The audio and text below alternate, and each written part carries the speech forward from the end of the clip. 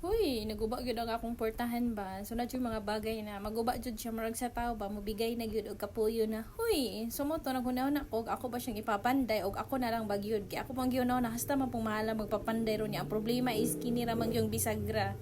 So, ako na pong i-try, ningon po ako na po siyang testingan, kay alig-aligon man gyud ta. Huy, nakayo po kung sa may gamit ani akong mga tools dire og dili ako yung mga mot. Huy, mga mot. Kay wala man gud tay budget po. Instead na atong ibaya didto, why not coconut ako na lang. Huy. Mao to dali po dayon kog habuan ning akong mga tool set. Mao jud akong giingon instead of buying makeup set. Ari na lang jud ko sa tool set na magamit jud kay siya. Kay ngano adto man ta sa makeup set na di man gyud ta kamao, dinhira man ta sa tool set na abtik kay ta. Huy, abtik. Mao na kita ba kailangan gyud tag natay mga gamit ani kay dili sa tanang panahon na ay laki sa tong kiliran. Paras nako, so kailangan jud ka mao gyud ta. So makaingon pud tag kamao ra man gyud ta sa trabahoon sa laki ba basta na lang jud tay gamit. Pero kung wala tay gamit unsa man nato pagkakamao dag practice. Huy. So man diri nagsukod-sukod na dayon ko kay ngano man sa lagi ning bisagra na tangtang sab gyud. May gani kay naatay kuan barina. Isa jud na pinaka importante na ay barina. Kompleto lagi gyud tag mga tool set. Kay in kaso unsa mga trabahoon diag wala tay mga laki kita na lang jud mga mot basta kaya lang jud nato napoy nangutana wala ba jud laki dira sa amo nami laki ang papa nako akong papa is busy po na siya ka tricycle driver man siya so ningon ko kaya naman lang namo nganong manawag pa man tag papa huy. Unya dili man gyud makompleto ni atong trabaho ug wala tay assistant. So call assistant na dayon tatagapuktoy akong ate. Huy, tapos akong videographer diri si mother. Kay para makompleto gyud niya atong trabaho. Lisod man pud kayo kita-kita ra. So dapat nga magtrabaho ta na jud tay assistant, na jud tay videographer kay ni sulod man ta ani pagiging content creator kunuhay. Huy.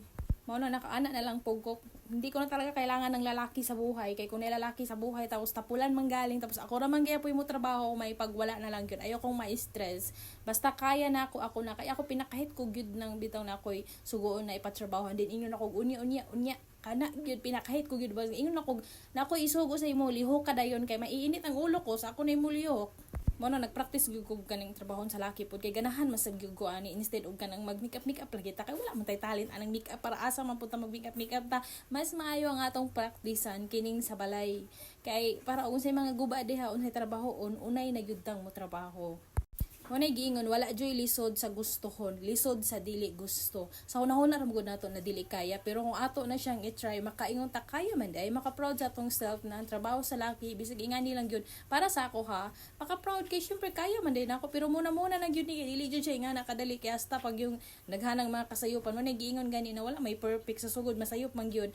At least pagka kuan, pagka ending perfect na, huy ending. Hunahuna ra gyud nato ang dili kaya. Pag masugdan na kaya jud ay same ra gud sa kanang dili ta makagawas sa taong toxic. Kaya to hunon dili na to kayo sa ano to pag start.